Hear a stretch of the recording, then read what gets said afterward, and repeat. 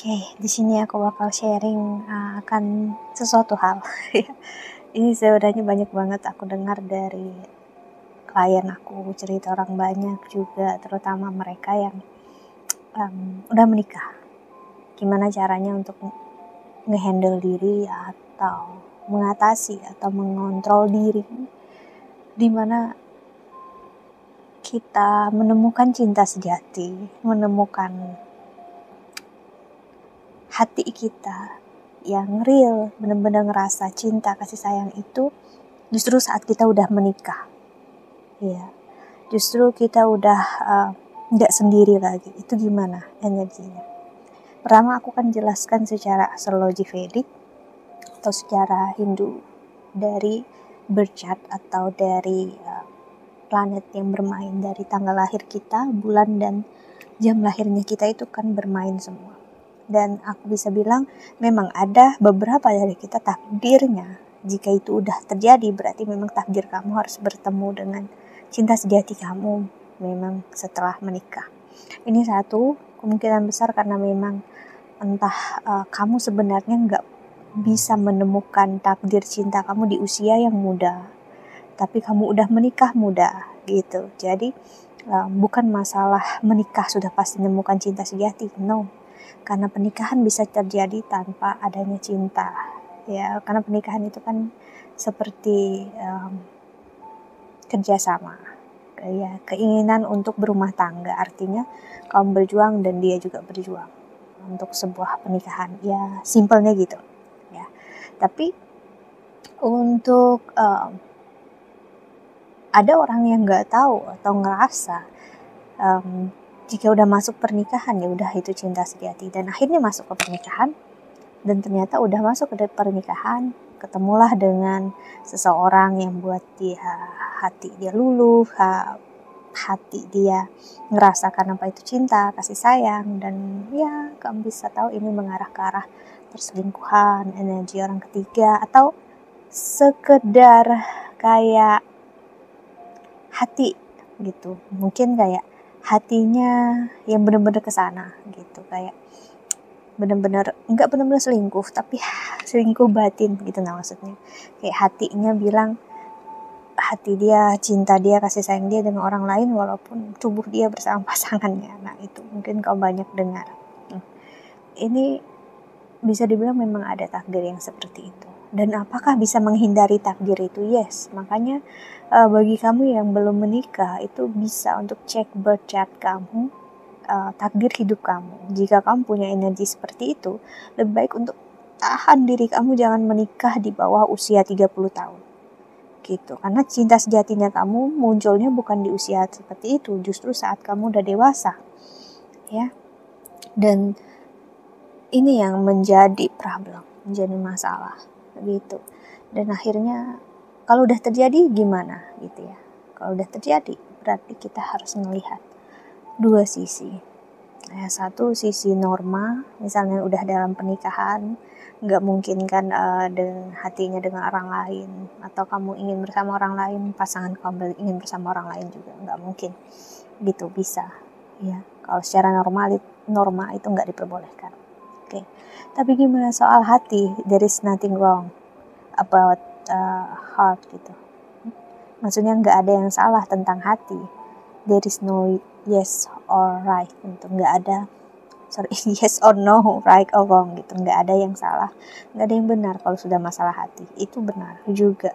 Itu ada yang mempertahankan akhirnya hati dia kemana dan akhirnya dia punya selingkuhan tapi bisa juga tetap bersama suaminya atau istrinya. Itu ada banyak, ya. Tapi gimana dengan kita yang menyadari itu sesuatu yang nggak baik, itu sesuatu yang salah gitu ya. Kamu bisa belajar untuk memahami, ya. Kalau ini udah terjadi, berarti memang harus terjadi dan Tuhan mengizinkannya. Dan kenapa ini terjadi ke kamu? Ya, itu berarti Tuhan tahu kamu mampu. Okay? Dan ketiga, gimana untuk mengontrolnya agar kamu bukan menjadi sosok yang salah, orang yang ibaratnya kayak menyalahkan diri sendiri, ngerasa menyelingkuhi pasangan. Selama itu ada dalam diri kamu, hati kamu, dan kamu gak mencoba untuk membuat itu terwujud atau membuat, ibaratnya kalau kamu hanya menyimpan untuk diri kamu sendiri, that's okay, simpanlah untuk diri kamu sendiri. Tapi kalau udah masuk ke ranah kamu ingin memiliki dia, menginginkan dia, ya, ingin bersama dengan dia, atau dianya juga memberikan sinyal yang sama, dia juga ingin sama kamu, belajarlah untuk melihat norma. Gitu, norma artinya kalau kamu memang menginginkan itu, selesaikan apa yang udah kamu punya dulu sekarang. Kalau kamu tidak mampu menyelesaikannya apa yang kamu punya sekarang, jangan menumpuk, jangan masukkan hubungan lain di dalam hubungan kamu. Kenapa? Karena ini akan menjadi karma besar untuk kamu, yang akan entah kamu tanggung di kehidupan selanjutnya atau anak cucu kamu yang akan menanggungnya itu. Dan itu benar, ada karma yang kayak gitu, ya, dimana orang tuanya atau cucunya berperilaku kurang baik, anaknya kena semua dampaknya, kakek neneknya yang atau buyutnya melakukannya, kakek neneknya, lalu cucunya dapatkan itu semua sih. Jadi kalau memang inginkan sesuatu dan hati kamu bersambut, ya, dan memang ingin mewujudkan itu, ya, ambillah resikonya. Kalau aku pribadi bilang, ambil resikonya, keluar dari hubungan tersebut gitu. Ya, apapun yang orang katakan atau gimana, ya udah, itu risikonya, harus ada yang dikorbankan. Tapi kalau kamu tidak mampu, jangan untuk memasukkan orang lain dalam hidup kamu, ya, karena itu tandanya kamu nggak mampu. Artinya kamu tidak mampu untuk memperjuangkan diri kamu, hati kamu, cintanya yang kamu, cinta sejati kamu yang kamu bilang tadi. Tapi kamu merasa kamu memperjuangkannya. No. Kalau kamu mampu memperjuangkannya, ya, kamu tahu harus gimana. Gitu. Kamu akan menyelesaikan semuanya yang ada dalam diri kamu, sisinya kamu. Ya, bukan dengan menumpuk satu-satu. Jadi di sini aku berbicara tentang astrologi, pengalaman aku juga secara sebagai konselor, karena aku belajar juga psikologi. Aku punya berapa banyak, udah ratusan sebenarnya, hampir ribuan lebih klien, dan aku ngelihat polanya begitu. Pola klien aku banyak yang udah menikah dan juga cerai. Jadi aku bisa bilang banyak banget orang yang mengalami ini. Itu. Dan aku nggak akan bilang ini salah ataupun benar, ya, karena itu kembali masing-masing ke personalnya. Kalau secara moral, ya mungkin, ya, aku nggak bisa berbicara moral di sini, ya. Aku berbicara tentang sisi apa yang aku pelajari. Jadi di sini seperti aku bilang, jika kamu udah mencintai, menyayangi seseorang, dan kamu ingin, dan kamu tahu itu salah, Bu, dan itu nggak baik, ya, untuk diri kamu. Sorry kok aku jadi belibet mulut aku, ya. Cobalah untuk mengontrol diri, ya. Untuk belajar tentang cinta, kasih sayang, itu bukan tentang kamu harus memiliki dia. Kamu harus bareng sama dia. Karena mungkin aja dia punya takdir, jalan hidup dia sendiri. Mungkin kamu nggak single dan dia nggak single, gimana? Ya, kamu nggak mungkin menyudahi dari sisi kamu kalau dia juga nggak mampu menyudahi dari sisinya dia. Ingat, berarti ada energi untuk memahami. Cinta itu bukan tentang apa yang kita rasakan, gitu. Cinta itu menyadari, ya, dia manusia biasa, dia apa adanya.